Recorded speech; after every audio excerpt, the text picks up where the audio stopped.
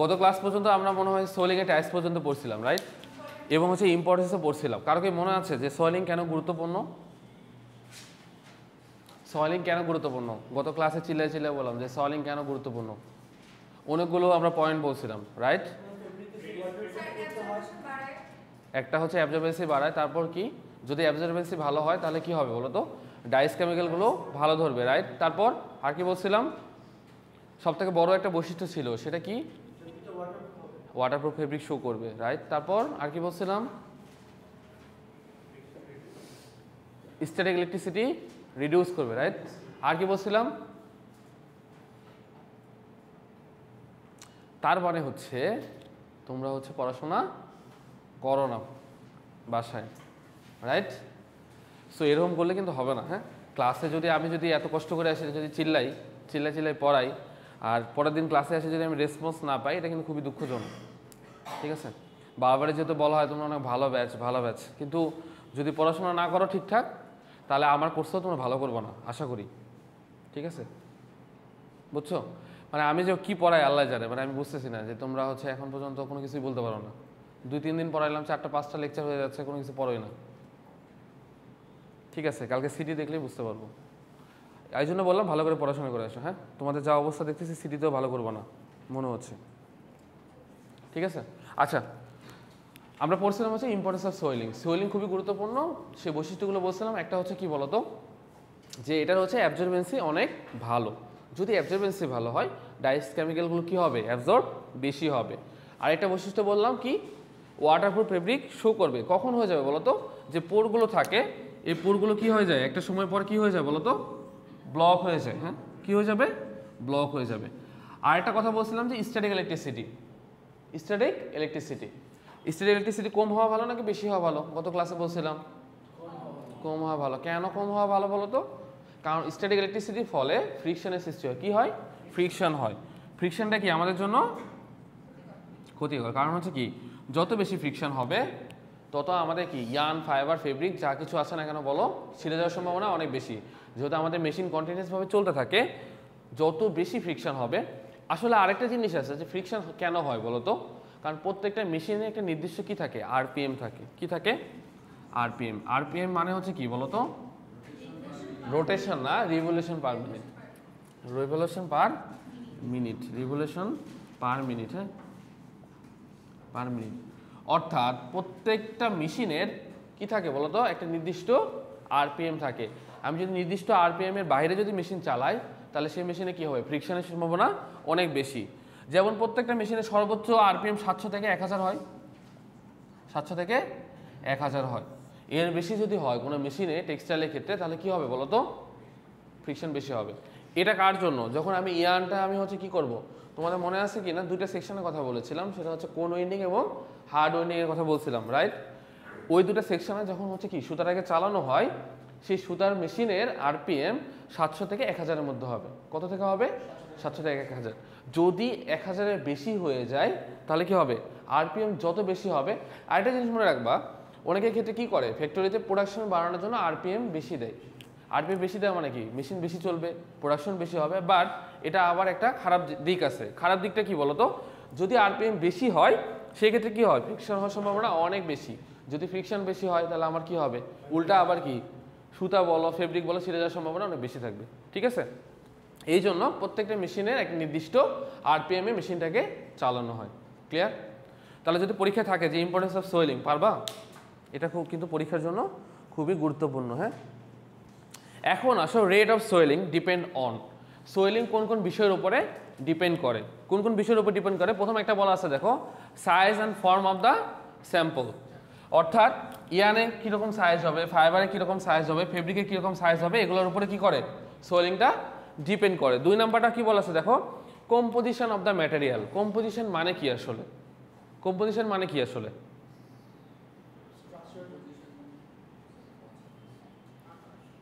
Composition মানে কি আসলে? জানো না কম্পোজিশন কি? সবগুলো হামেলা আসছে দেখো। আচ্ছা, আমি তোমাদের দুইটা কথা বলছিলাম, একটা আর শোনো, মানে এত হচ্ছে ভয় পাওয়ার কিছু নেই। হ্যাঁ, তোমরা তো পারবা না, এটা স্বাভাবিক। সো ট্রাই করবা, না পারলে সমস্যা নেই, ভয় পাওয়ার কিছু নেই। পিসি এবং সিবিসি, তোমাদের দুইটা কথা বলছিলাম, মনে আছে? পিসি মানে কি বলছিলাম? Polyester cotton. সিবিসি মানে হচ্ছে চিপ বেল কটন। এখানে একটা পরিমাণের কথা বলছিলাম না, এটাকে বলা হয় কম্পোজিশন। এটাকে কি বলা হয় বলো তো? এটাকে বলা হয় কম্পোজিশন। অর্থাৎ এগুলো হচ্ছে টোটাল যে সমষ্টি সেটা হচ্ছে কম্পোজিশন। অর্থাৎ এই পিসিটা কি কি দিয়ে তৈরি, অর্থাৎ হচ্ছে পলিস্টার 65, কটন হচ্ছে 35, এটার উপর ডিপেন্ড করে সোয়েলিংটা হয়। আর একটা জিনিস মনে রাখবা, সোয়েলিংটা কেন হয়, তোমাদের তিনটা জিনিসের কথা বলছিলাম, একটা হচ্ছে কি বলো তো কটন, একটা হচ্ছে পলিস্টার, একটা হচ্ছে লাইলন, তাই না? ডাইং টেম্পারেচারের কথা বলছিলাম, মনে আছে? কত কত বলো তো? কি কটন কত? 60, পলিস্টার 135, লাইলন 90। আচ্ছা, এগুলোর উপর ডিপেন্ড করেও কিন্তু সোয়েলিংটা হয়, রাইট?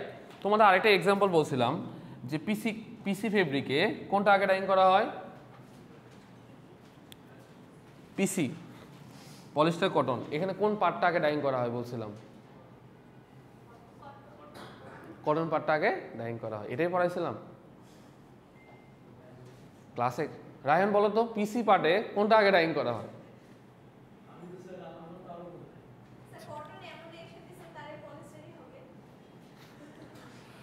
আচ্ছা, তোমাদের ক্লাসে বলছি না, এটা ব্যাখ্যা বলছি না, এগুলোর উপরে সোয়েলিংটা ডিপেন্ড করে। একটা ব্যাখ্যা বলি, সেটা হচ্ছে কি, যেহেতু দেখো কটনটা 60 ডাইং করা হয় না, আর পলিস্টার কত 135-এ। কেউ যদি তোমাকে জিজ্ঞাসা করে পিসি ফেব্রিকে কোন পার্ট আগে ডাইং করা হয়, অবশ্যই অ্যান্সার হবে পলিস্টার। কি হবে অ্যান্সার? পলিস্টার। কেন হবে সেটা দেখো, যদি আমি 135-এ ডাইং করি প্রথমে, হ্যাঁ, 135-এ ডাইং করার পরে এই স্যাম্পলটা আবার কি করা হবে? কুলিং করতে হয়, কুলিং করে স্যাম্পল নিতে হয়। কুলিং করা হয় 80-তে। কী করা হয়? 80-তে, তারপরে কিন্তু স্যাম্পলটা নেওয়া হয়, যে স্যাম্পলটা আমি ডাইং করলাম। এখন দেখো তুমি এখন কি করবা, কটন যদি 60-তে আগে ডাইং করো, কটন পার্ট যদি আগে ডাইং করো, 60-তে ডাইং করো, দেখো কটন কাপড় 80-তে উঠে কাপড় কি হয়ে যাবে? পুরে শেষ হয়ে যাবে। তাহলে তুমি পলিস্টার পার্ট কেমন ডাইং করবা? পারবা? পারবা না। এই জন্য কটন যেহেতু 60-তে ডাইং করা হয়, কটন পার্ট যদি তুমি আগে ডাইং করো, তাহলে তো তোমার ওই টেম্পারেচার উঠতে উঠতে কাপড় নিঃশেষ হয়ে যাবে। সো যেটা করা হয়, পলিস্টারটা আগে ডাইং করা হয়, ডাইং করার পরে কটনটা কি করা হয়? ডাইং করা হয়। কারণ কি বলতো, টেম্পারেচার কমে আসতেছে। পলিস্টার 135, কুলিং যখন করলাম স্যাম্পল 80°-তে, দেন আমি 60-তে নামায় আমি কি করতে পারবো? কটন পার্টটা ডাইং করতে পারবো। এই জন্য অ্যান্সার হবে কি, কোনটা বলো তো? যদি বলা হয় যে পিসি কাপড়ে কোনটা ডাইং করা হয়, কোন পার্ট? পলিস্টার। কারণ পলিস্টার টেম্পারেচার অনেক বেশি, কটন হচ্ছে 60-তে ডাইং করা হয়, এবং কটন পার্টটা যদি আগে ডাইং করা হয় তাহলে পুড়ে যাওয়ার সম্ভাবনা বেশি, মানে পুড়ে যাবে, নিঃশেষ হয়ে যাবে। ঠিক আছে? এগুলোর উপর, এই কম্পোজিশনের উপরে কি সোয়েলিংটা ডিপেন্ড করে। ক্লিয়ার? তারপর দেখো এক্সটার্নাল কন্ডিশন, টেম্পারেচার। একটু আগেই বললাম যে টেম্পারেচারের কথা, এই টেম্পারেচারটা অবশ্যই ভেরিয়েশন করে, হ্যাঁ, এটার উপরে সোয়েলিংটা ডিপেন্ড করে। আর এটা আছে কেমিক্যাল কন্টেন্ট। এখানে খুব ভালো একটা পয়েন্ট বলা আছে, দেখো ওয়েল, ওয়াক্স এবং ইমপিউরিটিস। তোমাদের আমি বলছিলাম মনে হয় স্কাউরিং ব্লিচিংয়ের কথা বলছিলাম না তোমাদের, এগুলোকে রিমুভ করে। এখন কথা হচ্ছে, যদি ইমপিউরিটিস থাকে তাহলে কি সোয়েলিং ভালো হবে নাকি খারাপ হবে? কেন খারাপ হবে বলো তো?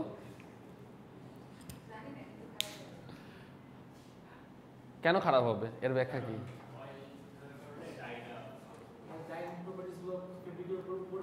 রাইট, এটাই হচ্ছে অ্যান্সার। আমি তোমাদের বলি, এখানে বলা আছে যে কেমিক্যাল কন্টেন্ট, অর্থাৎ ওয়েল, ফ্যাট এবং ওয়াক্স, ওয়েল, ফ্যাট এবং ওয়াক্স, এগুলোকে বলা হয় হচ্ছে ন্যাচারাল ইমপিউরিটিস। কি বলা হয় বলো তো? ন্যাচারাল ইমপিউরিটিস বলা হয়। এই ইমপিউরিটিসগুলো যদি থাকে তাহলে কি হয় না? ডাইং ভালো হয় না, ডাইংয়ের অ্যাবজর্বেন্সি ভালো হয় না। কি হয় না? অ্যাবজর্বেন্সি ভালো হয় না। কারণ কি বলতো, এগুলো হচ্ছে বাধা দেয়। এগুলো কি, যেহেতু হচ্ছে ইমপিউরিটিস, এগুলো হচ্ছে বন্ধ করে দেয়, এই জায়গাগুলো বন্ধ করে দেয়। এই জন্য কি হয় বলতো, অ্যাবজর্বেন্সি খারাপ হয়। এই জন্য যেটা করা হয়, এগুলোকে দূর করা হয়। আর এগুলো দূর করা মানে কি, আমি খুব সহজে, আমার সোয়েলিং মানে কি, পানিটা ভিতরে প্রবেশ করবে, তাহলে এগুলো দূর করলে পানিটা খুব সহজে কি করবে? প্রবেশ করতে পারবে। ক্লিয়ার? পানিটা খুব সহজে কি হতে পারবে? প্রবেশ করতে পারবে। বুঝতে পারছো?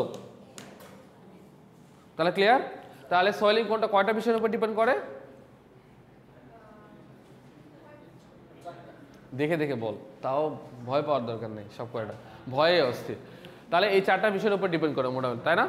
Size and the form of the sample, তারপর হচ্ছে composition of the materials, external condition, temperature হতে পারে, প্রেশার হতে পারে, এখানে শুধু টেম্পারেচার দিয়ে আছে, প্রেশারও হতে পারে, আরেকটা হচ্ছে কেমিক্যাল কন্টেন্ট, ওয়েল, ফ্যাট এবং ওয়াক্স, এই ইমপিউরিটিসগুলো। ক্লিয়ার? যদি পারা যায় 2 মার্কসের জন্য পারবা। ওকে, এখন আসে what is the reason, swelling কেন ঘটে, এটার ব্যাখ্যা অলরেডি পড়ে ফেলছি আমরা। What is the reason for swelling, কেউ বলতে পারো? সোয়েলিংটা কেন করি? What is the reason for swelling? সোয়েলিংটা কেন হয়? What is the reason for swelling? What is the reason for swelling? কেন হয় বলো তো? ফর সোয়েলিং, সোয়েলিং হওয়ার রিজনটা কি আসলে? সোয়েলিং হওয়ার রিজনটা কি অলরেডি বলে ফেলছি, কে একজন বলো আমাকে। অ্যাবজর্বেন্সি শুধু, আর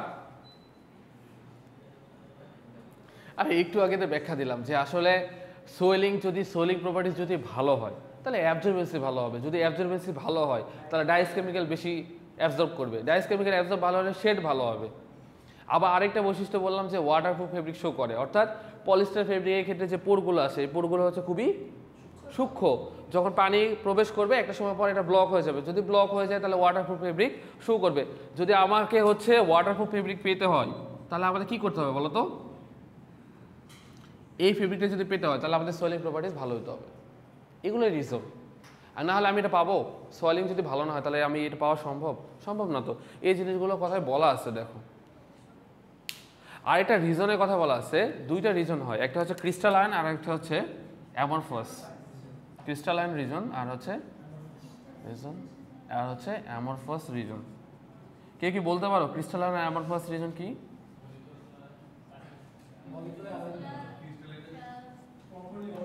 হ্যাঁ রায়হান বলো।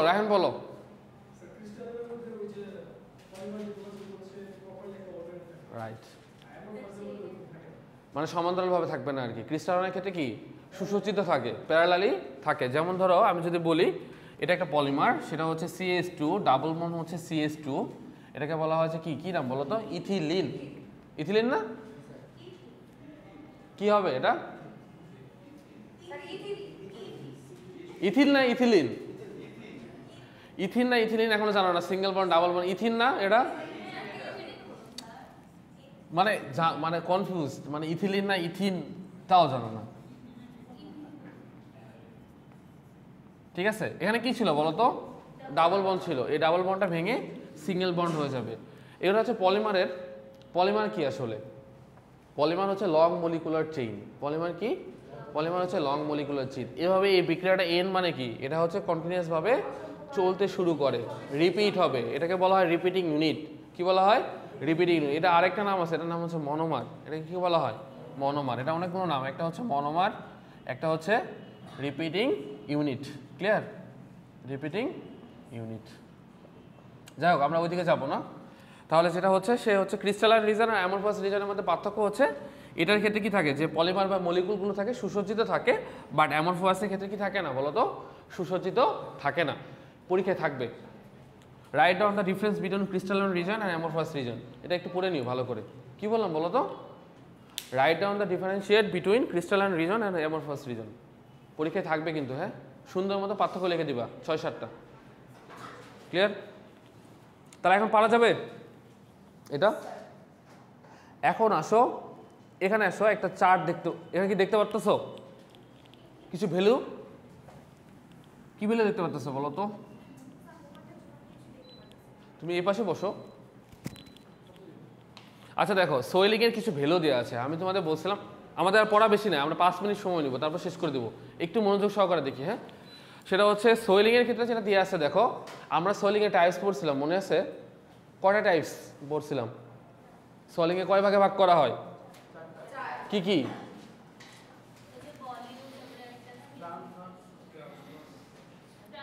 Transverse dial swelling, transverse axial swelling, তারপর কি পড়ছিলাম? ভলিউম সোয়েলিং আর হচ্ছে এরিয়া সোয়েলিং। আচ্ছা দেখো, কটন, জুট, ভিসকোস এবং উল এবং সিল্ক, এই চারটার হচ্ছে ভ্যালুগুলো দেওয়া আছে। এই ভ্যালুটা তোমাদের মুখস্থ করতে হবে। অর্থাৎ এরিয়া সোয়েল কত, কটন কত পার্সেন্ট? 40%, ডায়াল সোয়েলিং কত? 20%, এক্সিয়াল সোয়েলিং 0.1, ভলিউম সোয়েলিং নাই এটার ক্ষেত্রে। জুটের ক্ষেত্রে কত? 40-20, ভিসকোসের ক্ষেত্রে। এখানে একটা খুব ভালো করে খেয়াল করো, এগুলোর মধ্যে সোয়েলিং প্রপার্টিসের ভ্যালু সব থেকে কার বেশি? ভিসকোস বেশি। আর তারপরে কার? দেখো তো,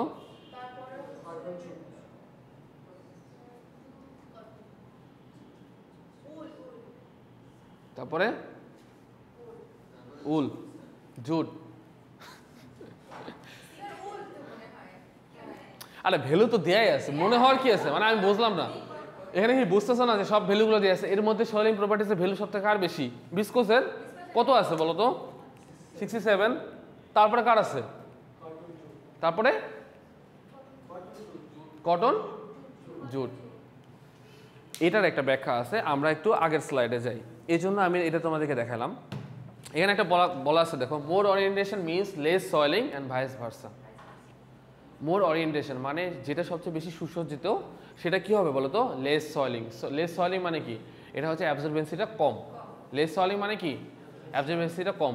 যেটা সব থেকে বেশি কি থাকবে বলো তো? সুসজ্জিত থাকবে, সেটার ক্ষেত্রে কি হবে?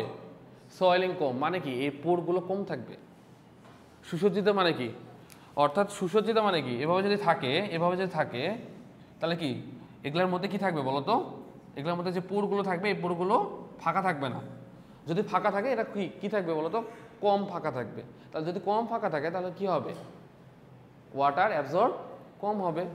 সেই ব্যাখ্যাটা দিয়ে আছে, দেখো, in a highly oriented fibre the molecular chain আর laying parallel to the fibre axis, result is low molecular space, so swelling will be lower. বুঝতে পারছো কি বলছে? খুব ভালো করে দেখো, যে মলিকুলার চেইনগুলো যদি প্যারালাল বরাবর থাকে, একটু আগে দেখলাম ক্রিস্টালাইন রিজন, একটু আগে দেখলাম না যে প্যারালাল বরাবর থাকবে, যদি থাকে সেই ক্ষেত্রে যে পোরগুলো থাকে সেই পোরগুলো কি থাকে বলো তো? মলিকুলার স্পেসগুলো অনেক ছোট থাকে, কম থাকে। যদি কম থাকে তাহলে কি হবে? অ্যাবজর্বেন্সি কম হবে। এটাই বলা হয়েছে। আবার কি বলা হয়েছে দেখো, for the same reason less oriented fibre has high swelling because they are high molecular space. যদি মলিকুলার স্পেসটা বেশি থাকে তাহলে পানি বেশি প্রবেশ করবে, যদি মলিকুলার স্পেস কম থাকে তাহলে পানি কম প্রবেশ করবে। বুঝতেছো তো? সেই জিনিসটা কথা বলা হয়েছে। That's why viscose swelling is greater than nylon swelling. অর্থাৎ ভিসকোসের ক্ষেত্রে কি বলতো? এই ভিসকোসের ক্ষেত্রে কি হয়? সোয়েলিং প্রপার্টিসটা সব থেকে বেশি। কেন বেশি? স্পেসটা কি থাকে? স্পেস কম হয় নাকি বেশি?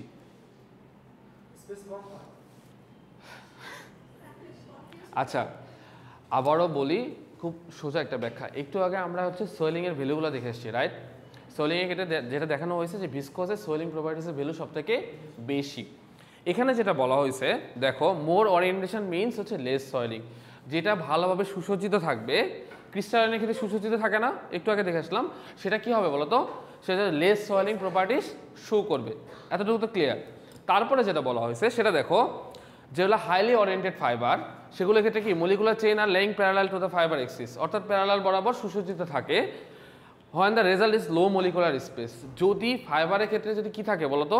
মলিকুলার স্পেসটা কম থাকে, তাহলে কি হবে? Swelling will be lower. অর্থাৎ swelling will be lower means হচ্ছে ওয়াটার অ্যাবজর্বেন্সি কম হবে। বোঝা গেছে? এতটুকু তো বুঝছো? তারপরে যেটা বলা হয়েছে দেখো, less oriented fibre has high swelling. আরেকটা এখানে কথা আছে, বলো দেখো, হাইলি ওরিয়েন্টেড ফাইবারগুলো লেখো, তোমরা লেখো একটু। হাইলি ওরিয়েন্টেড ফাইবার যেগুলা, হাইলি ওরিয়েন্টেড ফাইবার সেটা হচ্ছে, খাতা কলম না লেখলে হয় না, ঠিক আছে? হাইলি ওরিয়েন্টেড ফাইবারের ক্ষেত্রে কি থাকে বলো তো? Highly oriented lower molecular space থাকবে, লোয়ার মলিকুলার স্পেস। তাহলে কি করবে? দে শোস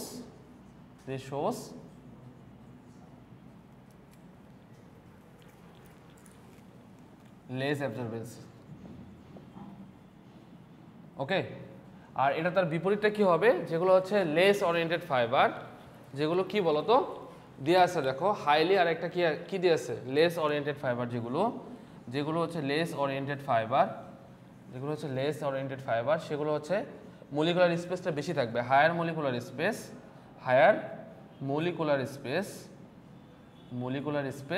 আর সেগুলো কি হবে বলতো? অ্যাবজর্বেন্সি ইজ হাই, অ্যাবজর্বেন্সি